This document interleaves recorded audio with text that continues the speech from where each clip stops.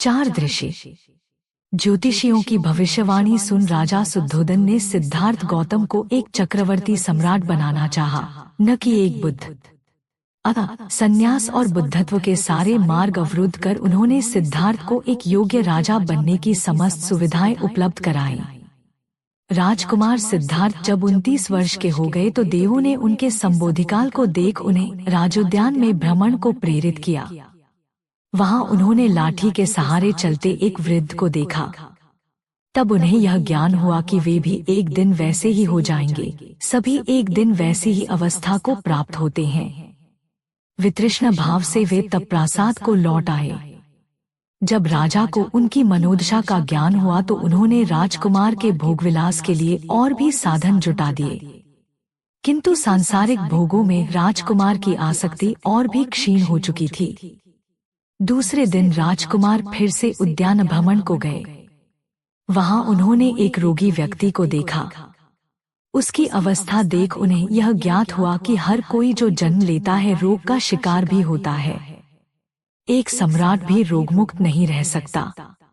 संसार का यह सत्य है। तीसरे दिन भी सिद्धार्थ उद्यान भ्रमण को गए। वहां उन्होंने एक मृत व्यक्ति को देखा। तब उन्हें ज्ञात हुआ कि मृत्यु भी एक सत्य है। जो प्राणी जन्म लेता है एक दिन मरता भी है। उसके समस्त साधन जो उसके शरीर और अहंकार आदि प्रवृत्तियों को तुष्ट करते हैं और जिन्हें वह अपने जीवन का सार समझता है, वस्तुतः निस्सार हैं। हर मनुष्य राजा या रंक अपने मोह, अज्ञान और प्रमाद में उन्हें ही सार समझ अपना समस्त जीवन निस्सार को ही पाने में व्यर्थ गवा देता है। मृत्यु ही वह कसौटी है जो चिता की धूमों से आसमान में यह लिख देता है कि जाने वाला सम्राट या फकीर संसार से क्या लेकर जाता है। अगला दिन आषाढ़ पूर्णिमा का दिन था।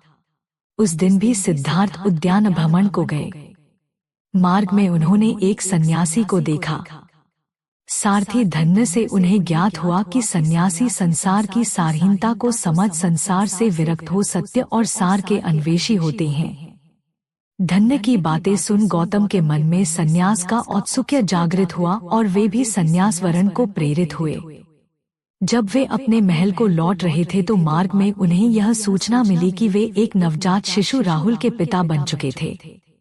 थोड़ा आगे बढ़ने पर उन्होंने राजपरिवार की एक महिला दिसी गौतमी को गाते सुना, निवृत्त हुई अब तो वह माता। सिद्धार्थ के लिए निवृत्ति तो इस सांसारिकता के अर्थ में थी। प्रसन्न मन उन्होंने अपने गले से मोतियों का हार निकालकर उस भद्र महिला को भिजवा अपनी कृतज्ञता का ज्ञापन किया, क्योंकि दिसी गौतमी ने उन्हें जड़संसार निवृत्ति का संदेश जो दिया था। गौतम का गृहत्या, जन्म, रोग और मृत्यु जीवन के सत्य हैं। राजकुमार सिद्धार्थ ने उन सत्यों का जब साक्षात्कार किया और उसके मर्म को समझा तो उसी दिन गृहस्थ जीवन का परित्याग कर वे संन्यास मार्ग को उन्मुख हो गए। वह दिन आषाढ़ पूर्णिमा का था। मध्यरात्रि बेला थी। भोगविलास के माहौल में उनके निकट ही एक सुंदरी बड़े ही भोंडे तरीके से सोई पड़ी थी। कुरूप सांसारिकता से वितृष्ण उन्होंने तुरंत ही अपने सारथी धन्य को बुलाया और अपने प्रिय घोड़े कंठक को तैयार रखने का आदेश दिया। फिर वे अपने शयन कक्ष में गए जहां यशोधरा नवजात राहुल के साथ सो रही थी। उसी दिन राहुल का जन्म हुआ था। अपनी पत्नी और पुत्र पर एक अंतिम दृष्टि डाल उन्हें सोते छोड़ कंठक पर सवार वे नगर की ओर निकल पड़े। रोकने के प्रयास में धन्य भी उनके घोड़े की पूंछ से लटक गया। कहा जाता है कि देवों ने कंठक के पैरों के टाप और हिनहिनाहट के शोर को दबा दिया और उनके निष्क्रमण के लिए नगर द्वार खोल दिए थे। कपिलवत्थु नगरी के बाहर आकर वे एक क्षण को रुके और अपने जन्म और निवास स्थान पर एक भरपूर दृष्टि डाल आगे बढ़ गए। रात भर घुड़सवारी करने के बाद अनोगा नदी तक पहुँचे जो कपिलवस्तु से 30 भोजन दूर था। कंठक ने 8 उसम चौड़ी नदी को एक ही छलांग में पार कर लिया। नदी की दूसरी तरफ उन्होंने अपने तमाम आभूषण उतार धन्य को दे अपने बाल और दाढ़ी अपनी तलवार से काट हवा में उछाल दिए।